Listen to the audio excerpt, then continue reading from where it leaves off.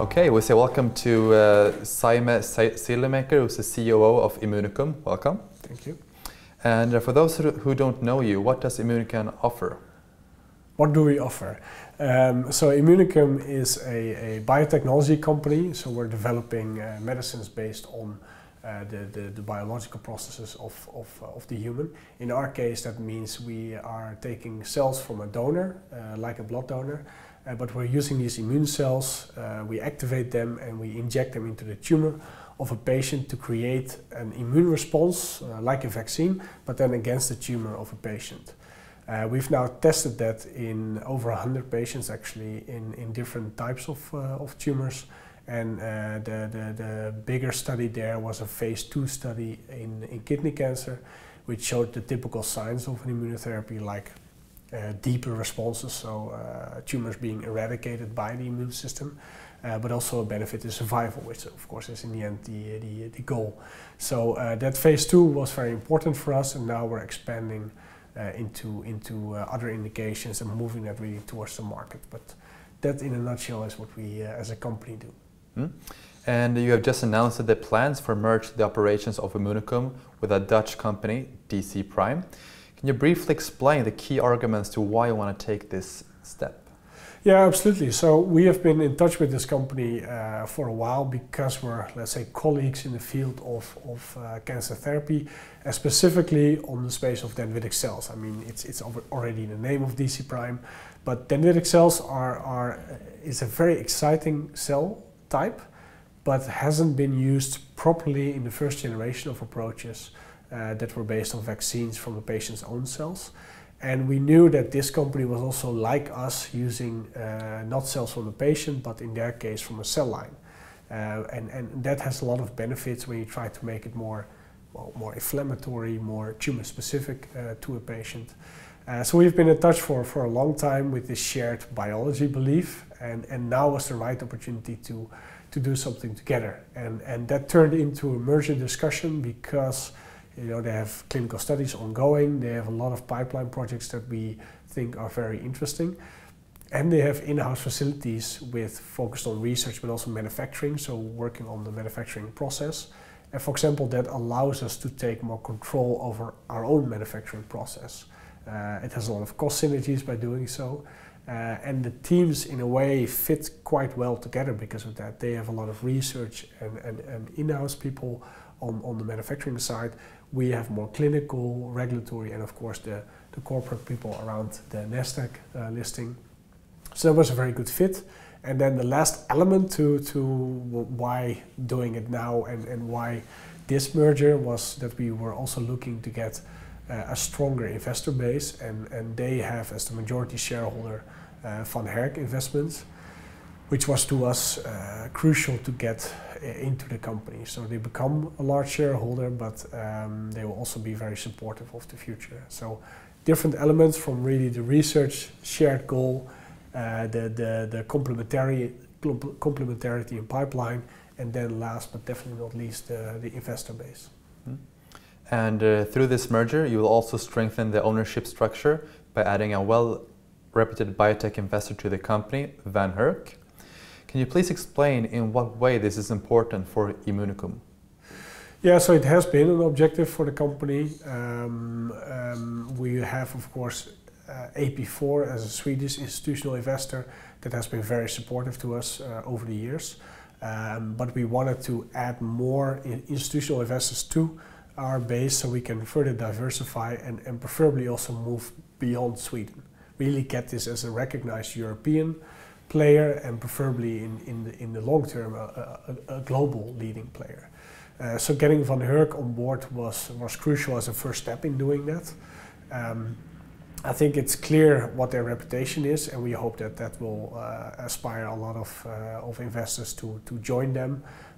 There are success stories like Galapagos, where they were already part of the team before they went to the US with their Nasdaq listing. Ablings, where they had a big participation before it was acquired, and of course Zealand Pharma here more locally is a good example of the type of growth stories that I believe in. And you also announced a revised strategy priority at the end of September. How will this merger impact this? And what are the key priorities in this vision? And is it still valid after the merger? Absolutely. It was very much part of the strategy.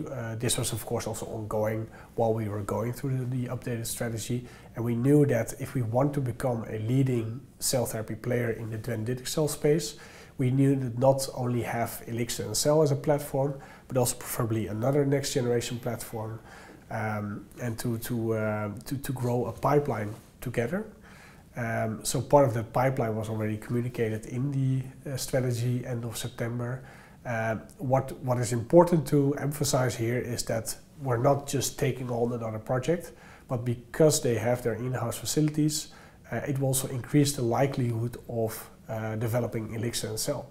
So the part of the strategy was, for example, getting to the market on an independent fashion in a small indication like sarcoma or GIST. And this is even more possible if you have your own manufacturing facilities to work on. So that was crucial to also not only have a pipeline as part of the updated strategy, but also increase the likelihood of our Elixir and Cell development and growing as a company to become again a leading player, not just based on one platform, but being the go-to company for dendritic cell therapies. And are you expecting significant interest from new investor base through this merger? And what are your plans for further financing? It is expected. I mean, it's a name that we know that, especially in the European space and the US, is recognized for these success stories. We know that some of the Swedish and the Scandinavian market will also recognize them, but we understand that there will be some get-to-know time to see what their intentions are. I think it's important that they've already committed to any future financing, so that's already on paper committed to us.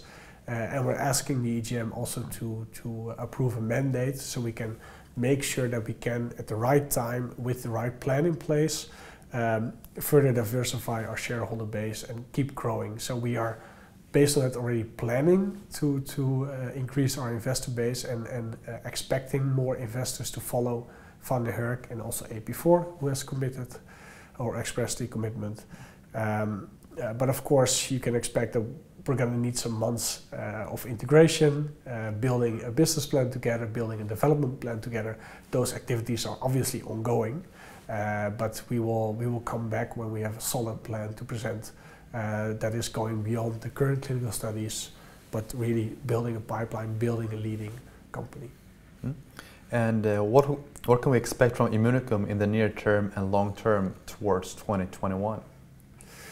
So Immunicum on its own already has an interesting year ahead of us. I think we have Iliad as a study ongoing with checkpoint inhibitors. We're now finally moving towards full enrollment of the phase 1. So 21 patients will then be enrolled, and we can follow 21 patients for the first cycles of treatment and imaging, and we will get results of those follow-up periods towards the second half of 21.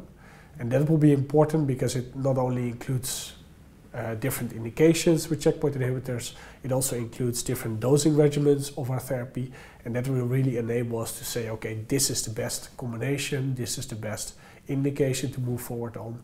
And of course, we already have a collaboration with Pfizer and Merck to continue following that phase 1. So that's an important ongoing study for us.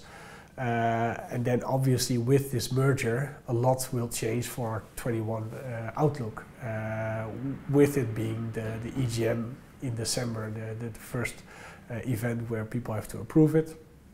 But once we have the approval in place, we can start building the pipeline together. And I think it's very positive that they already have an ongoing study. So once these companies are merged, we don't have to start new studies. We have an ongoing study that, for example, already has an interim readout at ASH in December of this year. So it's really near-term and long-term perspectives for the joint company. Okay, thank you, Sijme, for your time, and good luck in the future. Thank you.